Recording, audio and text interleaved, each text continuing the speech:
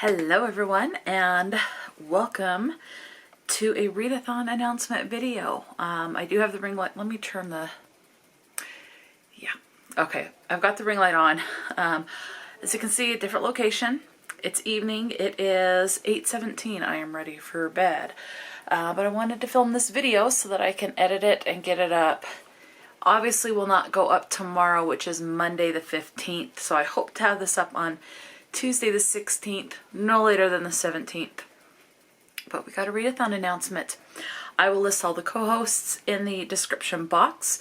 The creator and host of this, unfortunately, will not be participating, is my understanding. Unfortunately, so the creator and host is Becky and Scott from the Bookish Bryants.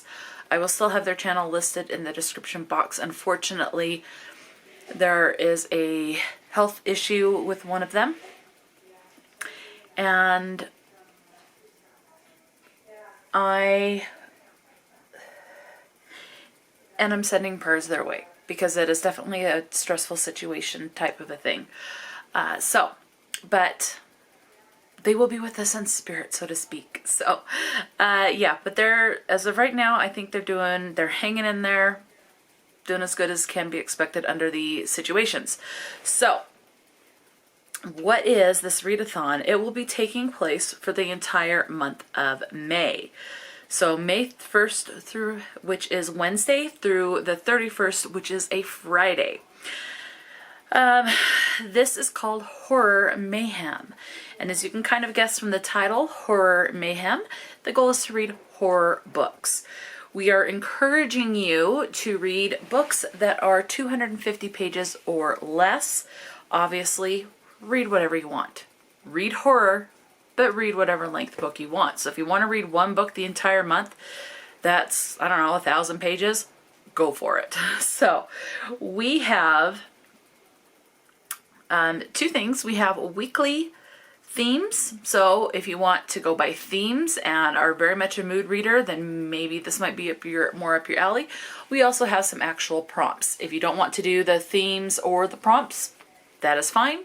Just read horror books. So week 1, the theme is local horror. So that is to read horror that is local to you. Could be based on a story. So for me, I live in Utah. I can read horror stories that are maybe based on something that happened but are very much fictionalized in Utah. I could read nonfiction books about haunted places in Utah, as yes, there are some. Maybe I want to read a horror book that's just set in Utah. Or what about a horror author that is local to Utah? So, local horror. Or maybe you live in an area that has a particular horror story to keep the children in line, so to speak. So, it's up to your interpretation. A lot of these are up to your interpretation. Week 2 is movie horror again.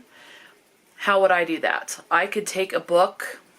If I wanted to read a bigger book, let's say It by Stephen King, that was made into a movie. Maybe it's a horror movie where there's a director or there's a horror on set, something like that. Or maybe I want to read a book where I watched a horror movie and the book was shown, or one of the characters in the movie was reading a particular book. Again, interpret it your way for whatever works for you.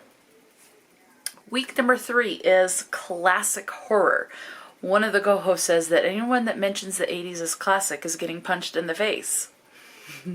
I was born in 83, so for me, the 80s is not classic. I will be going older than the 80s. So I could read Dracula. That's considered a classic horror. Frankenstein. If I don't want to go that old, something more modernish classic, maybe a horror book from the 60s. You know, so something like that. So again, this is up to interpretation for what you consider classic. I just think the 80s is a little too recent. Me personally, having been born in the 80s, so I would say more older than that. But that's for me personally, again. The final week, week 4, the theme is contemporary horror. So modern day horror. Maybe it's just a horror book that is a contemporary setting. again, these are all just up to interpretation. So those are the themes. You can do those if you would like. You can totally skip those and not worry about the themes and just read horror. The other option is that we have prompts, and there are, I have them screenshot and I've got a couple of these. Okay, here we go. There are 36 prompts. So if you want to make yourself a bingo board, by all means, make yourself a bingo board. Try to go for a bingo or a blackout. Again, we suggest reading 250-page books or less, but again, if there is a full-length novel or big, massive tome you want to read, by all means, read it. The goal is to read horror for the month. This is more trying to get people that want to dip their toes into horror to find what they like, as horror is such a big umbrella. It can cover a lot of stuff, and so this is kind of a way to try to get you to try out different little subtropes or subtopics to see what you may like, or you may go, no, not for me at all, no thank you, moving on. So let me tell you what these 36 prompts are. Again, a lot of these up to interpretation. Prompt number 1, again, you can do these, and you can do these in any order. I'm finding I'm saying again a lot. I apologize for that. You can do these in any order. If I would say, if you want to read one book that covers 5 prompts, go for it. Double up, triple up, just read the horror books. The first prompt listed is universal monsters. So, for example, vampires are considered universal as far as, in my opinion, everyone knows about vampires. Okay, but what if you're reading a book or you believe that vampires are more based in like the Romania era or area? You may say, okay, Frankenstein, zombies. Everywhere can have a zombie. That could be your universal monster. So just things like that. Prompt number 2 is graphic novels, a comic, or alternate media. So if you usually read novels, maybe go with a graphic novel or do an ebook. That's your alternate media. Or if you don't want to read graphic novel, manga, something like that, listen to an audiobook. So just something that's just an alternate media version. Prompt number 3 is cult horror. Look up cult. Maybe it's a book about cults or that heavily involves a cult. A cult. So again, it's, if you don't want to read about cults, maybe there's just someone that's a horror story and they've escaped the cult and now they're trying to survive backlash or something. I don't know. Again, interpretation. I just said again, didn't I? Yes, I did. Let's go ahead and just move on. Try not to say that word so much. Number 4, indie horror. Indie author. Indie published. Again, however you want to take that. Number 5, I love this one. I suggested this. I am so happy that this made it onto the list. I had this prompt on a previous readathon I did. Do I remember which readathon? No, but I've seen this prompt come up at least 2 or 3 times this year. Love this prompt. And it is to read a book with one of your own personal horrors or phobias. Okay? I have 2 phobias. I have arachnophobia. More than likely, to fulfill this prompt, I will be trying to find a short story that deals with spiders. Yeah. The other thing that I could do is I also have what is called thalassophobia. So I will not go in the ocean. I will not go in a lake. If I cannot see what is underneath me, whether it's giant squids, the Loch Ness Monster, eels, jellyfish, whatever it is, if I can't see what's beneath me, I want no part in the water. I love the sound of the water, of it cresting, the waves cresting and lapping on the shore. I love the sound of it. I do enjoy the smell of the salt with the ocean. We have a lake here in Utah called the Great Salt Lake. I'm sure many of you have heard it. It is a dead lake. And that is the one smell when it comes to the water I do not like, because that is very sulfuric, very fart-esque, stinky, egg, rotten egg type smell, disgusting smell. No, but fresh ocean, live ocean, that is a pleasant smell. And I say this now, I'm 40 years old. I plan to never ever take a cruise in my life. I don't care if I win a cruise. I would say give me the money worth of it or give it to someone else. I have no desire. And the thought of like being on this ship and then like this whirlpool coming up and swallowing the ship. How many sharks are going to be there if you get stranded? Yeah, so the ocean, I love the ocean. I respect the ocean, but I will not be in the ocean. Okay? No. So that could be something that I play on too. Number 6, a haunted house. Okay? Maybe it takes place in the haunted house. There's one that does come to mind, and I think it's by Riley Sager, where the parents die and she's going to go and try to sell it, and it turns out it's a haunted house. I don't know. Could be wrong on that.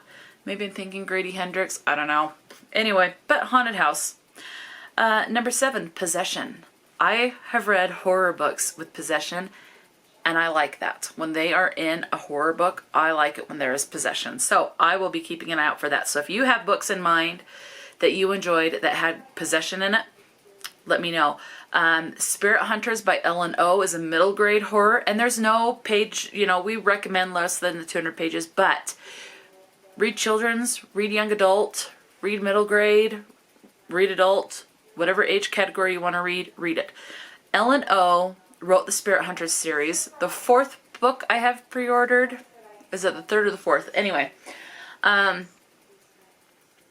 there's possession and there's hauntings and the stuff. So that's, I do recommend. If you want horror middle grade with possession, Ellen O would be a good one to start, called The Spirit Hunters.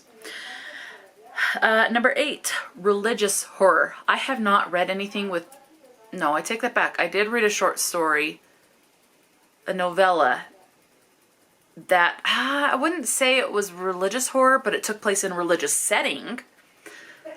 But as far as religious horror, I'm going to have to do some research on that, but that is one of your prompts. So if you have a book that is tagged as a religious horror, there you go. Body horror. I like a good body horror story. So there's 2 books that come to my mind.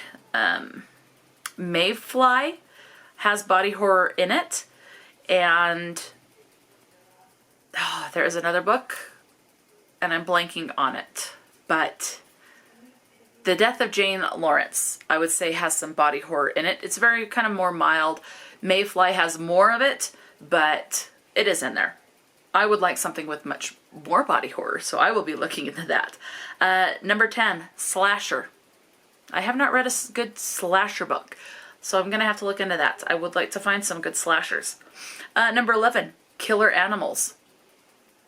Sharks, bears, wolves. Again, just a killer animal. I would even say you can do paranormal. Someone that maybe, like I've read some books where someone shapeshifts into, yes, you have the werewolves, but even a dragon can be considered a killer animal. So if it's a horror and it has dragon in it, or a shapeshifter, I would say that counts. Horror adjacent. So what about a romantic horror? A love story between 2 serial killers. Or a sci-fi horror is the other one that's listed. Something that's horror that takes place in space. That would be another big one of my phobias too.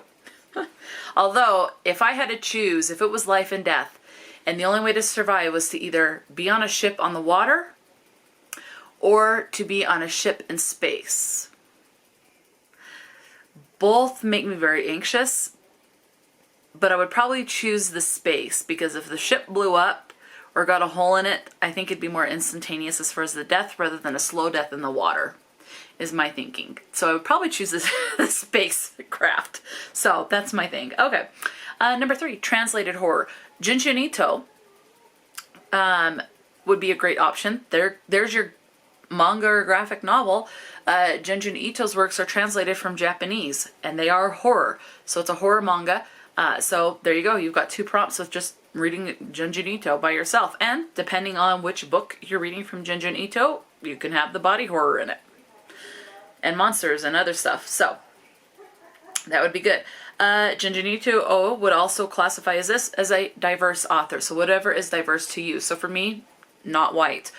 Maybe I go with an LGBT author. Neurodivergent, whether it's autistic, ADHD, something like that. I can go for a horror or an author that is black, Hispanic, Asian, Junjunito, something like that. So just a diverse author. Number 15, Kidnappings. I have several books on my shelf, but they're all over the 250 page mark, I believe. But I do have a handful of them that do involve kidnappings. So, or kids surviving kidnappings and then kidnappings start up again and detective-led stories. So I do have some of those on my shelf. Number 16, psychological horror. I love psychological thrillers. So I'd be interested to know if psychological horror is also something that I will really enjoy. Numbers, 17, extreme horror. I have yet to read something that I know is classified as extreme horror, so I really do want to look into that and see what some good options are. Yeah, nothing's coming to mind right off. So, but extreme horror. Number 18, read a horror book that has a green cover. Very simple. Number 19, this is also one that is, I would say, is up to a lot of interpretation, and that is a cozy horror. So like we have cozy mysteries, that's an actual genre. I've never heard of cozy horror, but if there's a certain book that you read that is a horror but yet it still gives cozy vibes, I would say that counts. So cozy horror. Number 20, nonfiction or based on a true story. I have a couple of ebooks that are nonfiction. I have to find them. They're buried in my Kindle. But I do have at least one or two, maybe three, of nonfiction books of places in Utah that are haunted. So that could be my local horror and nonfiction as well. We have prompt number 21, cannibalism. There's this one book that's made its round, and I have read it. It has the red on the top and then like someone's face from the bottom. I am blanking on the title name, but that has cannibalism. It's like there's this disease that all the animals caught and it made it impossible to continue to eat cows and pigs and things like that. And so now if anyone wants meat, it's humans that you're eating. So that book would count. What is that? Let me look it up. Tender is the Flesh by Agustina Batsarica. That is the one, if you have been interested in that and just want that little extra push, there you go. Cannibalism, this would be the one for that. I read that last year, and I actually did rather enjoy that. So that's an example of a book for cannibalism. Next prompt, we have read an apocalyptic or post-apocalyptic book. A lot of those that I personally have read have been more sci-fi with horror elements, so that could be one that might very well go in handy with the prompted or the genre adjacent prompt. So let's see, we have elemental or environment horror. What about a horror book with a volcano that erupts or massive earthquakes, tornadoes, twisters, whatever? There you go. Folk horror. Okay. There you go. What about, we also have prompt number 25, just a good old ghost story. How about a book with witches for number 26? Prompt number 7 is cryptids, Loch Ness Monster, other little aliens that I'm blanking on. But if you look up cryptids, there's a whole bunch of cryptids. But yeah, cryptids. Number 8, cosmic horror. Nothing comes to my mind for that. I'm going to have to look into that, but cosmic horror is another prompt. Number 29, home invasions. There's one book, it was called Intensity by, is it Dean Koontz? Let's see. Yes, it is by Dean Koontz. And this is classified as a horror. And this one has a home invasion in it. I really enjoyed that one. So I might see about picking up more of that author's works. But intensity. You want a good home invasion book. It was intense from the start, so I do recommend recommend that one. Number 30, how about a book, a horror book about aliens? The movie Signs comes to my mind with, isn't it Dennis Quaid? But that's the movie that comes to my mind. As far as a book about horror book about aliens, nothing comes to my mind, but there you go. Prompt number 31 is curses. This could fall under religious or cult, witchcraft. You can get curses with a lot of those, so you might get to double up on a lot of those. A horror book about dolls. I read a novella that had dolls in it, and that kind of creeps me out a little bit. But number 33, this is a horror for a lot of people, and that's clowns. So something that takes place at the circus has the clown as the main character, or someone that's trying to get away from clowns. 3 more. You have holiday horror, so maybe a horror that takes place at Christmas or Easter or St. Patrick's Day, New Year's, whatever holiday you want, make it a horror. And the last 2, number 35, evil children. Yeah. I don't know of any right off, but that can definitely, children to horror, and that just kind of ups the creep factor, at least in the movies. I'm going to assume so in the books as well. And number 36, technological horror. What if AI is not as people think it is and is actually evil?